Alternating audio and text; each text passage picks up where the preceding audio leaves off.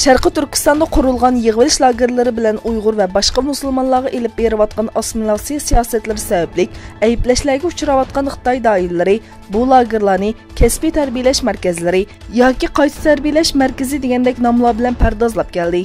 Xitoy Tashqi ishlar ministrligining bayonotchisi Geng Shuang Sharqi Turkistonda o'rinlashtirilgan ziyoratlar orqali Xitoyning aslida bu yerda nima ish qilmoqchi ekanligini naq maydonda ko'rsatganligini aytdi. Amerikaga norozilik bildirgan Geng Shuang Amerikaning tanqidlarining tuhmat ekanligini aytdi.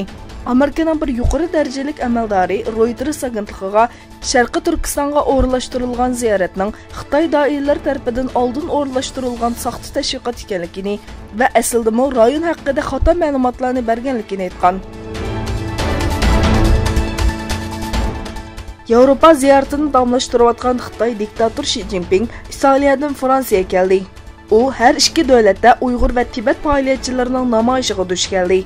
Şunun bilan birga Amerikaning eng chong universitetlaridan biri bo'lgan New York universitetidagi bir yig'inda so'z qilgan Dunyo Uyg'ur qurultiyi ijroiya komitetining raisi Ömer Qanat Sharqi Turkiston masalasini tanishtirdi. Rossiyadan maxfiy holda S-300 setib olganlikqa o'tirg'i chiqqan Venezuela bu boshqariladigan bombadan mudofaalanish sistemasi orqali manevr o'tkazdi. İsrailiya mudofaa maslahat shirkati ISI ishlatganligini bildirdi. Dokladda Venezuela'nın bu hava mudofaa sistemasining poytaxt Caracasning janubidagi bir havo armiya bazasiga o'rinlashtirilganligini bildirdi. Dokladda bir sirtqi hujumga qarta Venezuela bilan Rossiya orasidagi hamkorlikning eng yangi namoyandasi deb ko'rsatildi.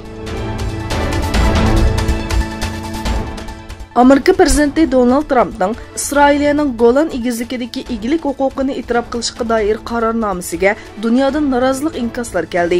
Rossiya, Angliya va Yevropa ittifoqi boshchiligida nurg'unlagan davlat keskin noroziligini bildirdi. Gretsiya bosh ministri Tsipras Turkiya urush aeroplanlarining o'z tik uchog'iga to'sqinlik qilganligini aytdi. Turkiya xavfsizlik manbalari e'lon qilgan bayonotda bo'lsa, Turkiya aeroplanlarining hech qanday bir daxli terrorda bo'lmaganligi, faqat vazifasini ijro qilganligini bildirdi.